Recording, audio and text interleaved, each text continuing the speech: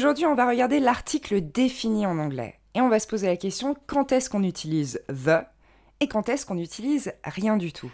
Alors, on va essayer de poser les bases ensemble, tranquillement, et vous verrez qu'il suffit de comprendre la logique derrière et de s'entraîner un peu. C'est parti. Alors, pour comparer la langue française et la langue anglaise, les articles définis en français, ça va donner le, la, les, en fonction du genre grammatical, donc masculin, féminin, ou encore du pluriel. En anglais, on va remplacer tout ça par the dès lors que le nom est défini. Donc on commence par le premier cas, le plus simple, celui qui ressemble le plus à la langue française, c'est avec le nom singulier dénombrable. Donc par exemple, girl, car, friend, house, table. Un nom dénombrable, c'est un nom qu'on peut mettre au pluriel, on peut les compter. Une fille, 3 filles, a girl, 3 girls. Et là, vous allez jeter un coup d'œil aux exemples, observez. Un homme est assis sur un banc, l'homme porte un costume sombre. L'anglais, là, suit le français. Un homme, a man. On est sur de l'article indéfini au début. A man is sitting on a bench. The man is wearing a dark suit. Donc si vous regardez, j'ai déjà introduit man. J'ai dit a man is sitting on a bench. Il est donc maintenant identifié, il est défini, et donc on passe à the man dans the man is wearing a dark suit. C'est la même logique en français. Un homme est assis sur un banc, c'est la première fois qu'on nomme l'homme, il n'a pas encore été introduit, il n'est pas encore identifié, donc on est sur de l'article indéfini, un homme. Dès lors qu'on l'a déjà nommé, déjà identifié, on passe à l'homme, l'apostrophe. Conclusion donc très simple, si le nom singulier dénombrable a déjà été mentionné, qu'il est déjà connu, visible, identifié, eh bien on va utiliser the devant. Si le nom singulier dénombrable n'a pas encore été mentionné, il n'est pas encore identifié, dans ce cas-là, on va simplement utiliser un article indéfini, au choix a ou an. Et maintenant, on ne suit plus le français, donc on va se concentrer spécifiquement sur les règles de l'anglais. Cette fois, on jette un coup d'œil aux noms singuliers indénombrables. Dans le premier exemple, c'était les dénombrables, donc ceux qu'on peut compter, ceux qu'on peut mettre au pluriel. Il y a une autre catégorie de noms en anglais, les noms indénombrables, c'est ceux qu'on ne peut pas mettre au pluriel, on ne peut pas les compter. Je vous cite quelques exemples, money, bread, freedom, time. Money pour l'argent, on ne peut pas dire j'ai 2 argents, ok. Donc, indénombrable. Dernier point, comment on fait pour savoir si un nom est dénombrable ou indénombrable en anglais? Eh bien, il faut l'apprendre, voilà. Alors, comment ça se passe ici? Donc, si on parle en règle générale, pas d'une chose en particulier qui est bien identifiée et bien définie, eh bien, on mettra aucun article en anglais. Par exemple, le pain, bread, c'est un nom singulier indénombrable en anglais. Et si je veux dire j'aime le pain, j'adore le pain, je parle du pain en règle générale, eh bien, je vais mettre aucun article. Il n'y a pas de the ici. I love bread. Donc, c'est bien le pain en règle générale, pas d'un bout de pain identifié et défini, pas un bout de pain sur la table. Donc, pas de déterminant en anglais. I love bread. Et jamais I love the bread. En revanche, si on parle d'une chose en particulier qui a été identifiée et définie, eh bien, on va utiliser the. Exemple, passe-moi le pain, s'il te plaît, va bien se traduire par « Pass me the bread, please ». Parce qu'ici, on ne parle pas du pain en règle générale. On parle bien d'un bout de pain en particulier, a priori celui qui est posé sur la table si on est en train de manger. Il est visible. Et c'est pourquoi, ici, on utilise the. Et enfin, on va finir maintenant avec les pluriels. Donc évidemment, si c'est du pluriel, on est sur du nom dénombrable. Donc j'ai repris un peu les mêmes exemples. Cars, friends, houses, tables.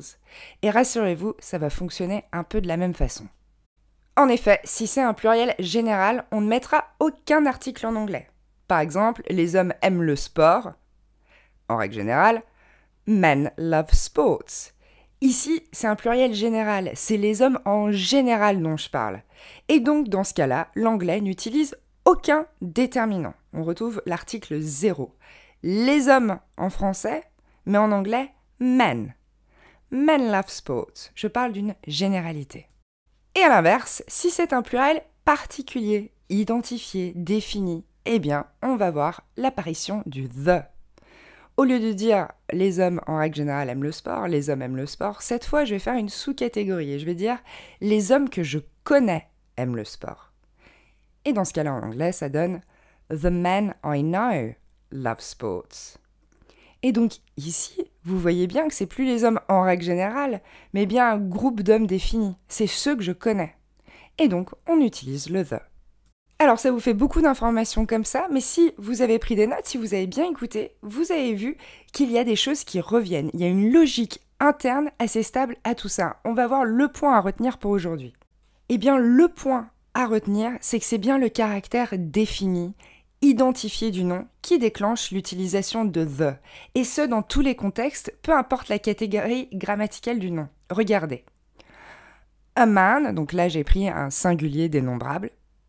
Donc, a man est inconnu, indéfini. Si je dis the man, c'est qu'il est déjà identifié, on l'a déjà nommé, il est déjà défini. On passe à la deuxième catégorie, donc les noms indénombrables. Bread. Donc, si c'est du pain, en règle générale, aucun article devant. Bread. I love bread. Et the bread, sous-entendu que le pain est identifié, visible, déjà mentionné. Dernier exemple, c'était pour les pluriels. Men, en règle générale, ne prend aucun article devant, ce sont les pluriels en règle générale, pas d'article. Mais si c'est une sous-catégorie, si c'est un pluriel bien identifié, par exemple si je dis the man, je parle d'un groupe d'hommes en particulier, pas des hommes en règle générale. Donc vous voyez bien que c'est ce caractère défini, identifié, qui déclenche le the. Bon, pour que vous puissiez bien assimiler la leçon, je vous propose maintenant de faire un petit exercice. Vous pouvez mettre sur pause le temps de traduire les énoncés ci-dessous à l'aide des règles qu'on vient de voir. A tout de suite pour la correction. Correction. Une femme est assise sur un banc, la femme est en train de lire. A woman is sitting on a bench, the woman is reading a book. Donc on passe de a woman, une femme, pas encore identifiée, pas encore vraiment définie, à the woman, puisqu'on vient juste de la mentionner, on en a déjà parlé, donc elle est déjà identifiée, on déclenche le the. Les gens adorent rire, donc j'identifie que c'est un pluriel, les gens, et que c'est les gens en règle générale, ici il n'y a pas de sous-catégorie, donc il n'y aura aucun article. People love laughing. Troisième exemple, les gens que je connais adorent le cynisme. Alors là, je regarde, c'est les gens, c'est sur un pluriel. Est-ce qu'il est général? Non, c'est les gens que je connais. Donc c'est un groupe d'individus identifiés en particulier. Et donc on va déclencher le the. The people I know love cynicism. Il a de l'argent dans son coffre. Argent, on sait qu'en anglais c'est money, et que money est indénombrable. Ici, on reste sur quelque chose de général, et donc pas de the. He has money in his safe. Dernier exemple, 200 $, c'est l'argent que tu lui dois. Donc on retrouve toujours argent, qui veut dire money, mais cette fois, il est bien identifié, c'est de l'argent en particulier. $200, that's the money you owe him. Et donc on a l'apparition du the. Et voilà, vous avez fini la leçon. Maintenant, pour mieux l'assimiler, je vais vous encourager bien sûr à produire vos propres phrases pour continuer à vous entraîner. Et bien sûr, si tout n'est pas clair, je vous encourage à poser vos questions en commentaire. À bientôt!